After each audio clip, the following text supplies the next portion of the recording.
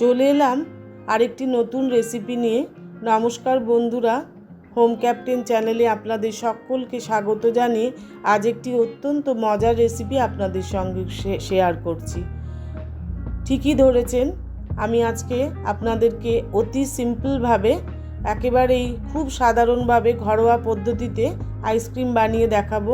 আমি এখানে 1 লিটার দুধ নিয়েছিলাম, সেটাকে জাল করে আমি দুধটা শুকিয়ে এনেছি 1/2 লিটারে, এবং বেশ মোটা সর পড়েছে। এই মালাইটাকে এই আইসক্রিমে কাজে লাগাবো। অপরদিকে আমি 2 চামচ কর্নফ্লাওয়ার নিয়ে নিলাম। প্লেন রুম টেম্পারেচারে রাখা দুধ দিয়ে আমি গুলে নেব, সেটাকে রেডি করে নিচ্ছি। এই গরমে অত্যন্ত তৃপ্তিদায়ক বা ছোট বাচ্চাদেরও মন ভোলানো খুব মজার জিনিস। আজকে সম্পূর্ণ ভিডিওটা আপনাদের দেখার জন্য অনুরোধ করছি। আর ভালো লাগলে অবশ্যই একটা লাইক করে দেবেন আর কমেন্ট করতে ভুলবেন না।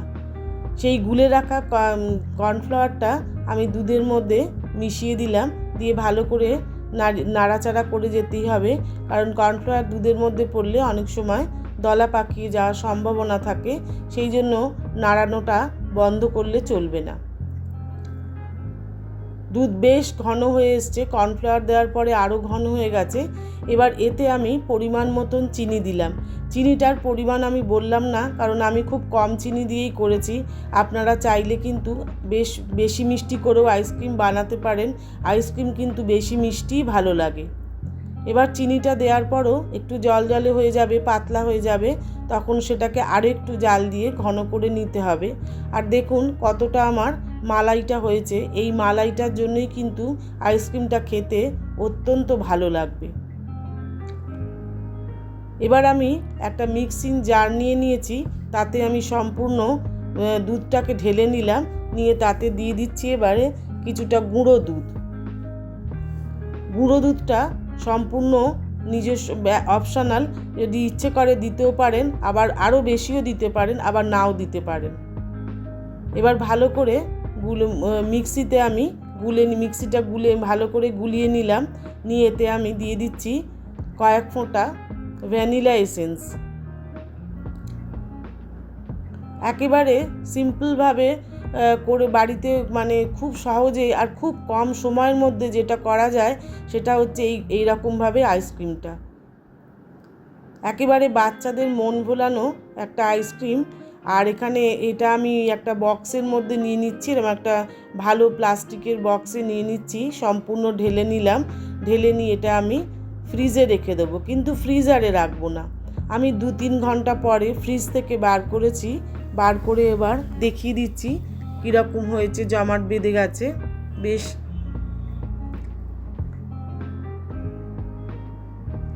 এবার এই যে জমাট বাঁধা আইসক্রিমটা, সেটাকে আমি মিক্সির কাপে, মিক্সিং জারে আরেকবার দিয়ে দিচ্ছি। এটাকে আরেকবার গ্রাইন্ড করে নেব। এটা কিন্তু কোনো ক্রিম লাগবে না, কোনো রকম কিছু ছাড়াই একেবারেই আমি বানিয়ে ফেলবো। যেহেতু দুবার করে করছি, তাতে কিন্তু অবশ্যই ক্রিমি ব্যাপারটা চলে আসবে।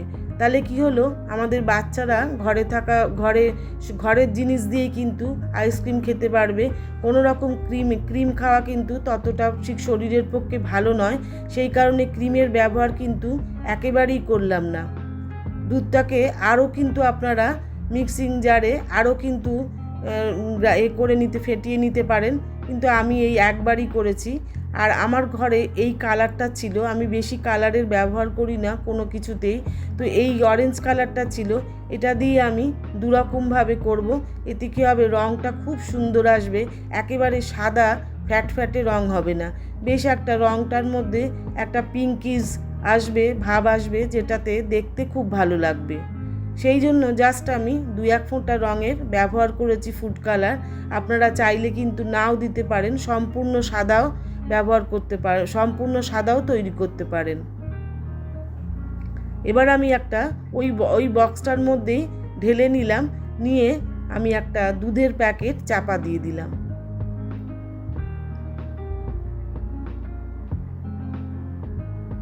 দিয়ে বক্সটা ভালো করে আটকে নিলাম। এই ধরনের বক্সও নিতে পারেন, চৌকো অথবা গোল বক্সও নিতে পারেন। এবারে কিন্তু ফ্রিজারে রেখে দিলাম, অর্থাৎ ডিপ ফ্রিজে রেখে দিলাম 7 থেকে 8 ঘন্টা। আমি 7 থেকে 8 ঘন্টা পরে ফ্রিজ থেকে বার করেছি। অত্যন্ত গরম, যার জন্য বার করলে কি হচ্ছে, সাথে সাথে আইসক্রিম কিন্তু গলে যাচ্ছে, যার জন্য খুবই অসুবিধে হচ্ছে। এত সুন্দর জমাট বেঁধে ছিল, কিন্তু যেই কাপে আমি পরিবেশনের জন্য রেডি করছি তখন কিন্তু একটু গলে যাচ্ছে। কিছু করার নেই, কিন্তু খেতে অসম্ভব ভালো হয়েছে। আর একেবারে কিচ্ছু না দিয়ে, কোনো ক্রিমের ব্যবহার না করে, শুধুমাত্র একটু দুধ দিয়ে আর একটু ভ্যানিলা এসেন্স যোগ করে আর একটু মিল্ক পাউডার দিয়ে এত ভালো স্বাদের একটা আইসক্রিম বানানো হয়ে যাবে। আপনারা বাড়িতে অবশ্যই বানাবেন আর অবশ্যই ট্রাই করবেন। আর কেমন হয়েছে বাড়িতে আমাকে কমেন্ট করে অবশ্যই জানাবেন।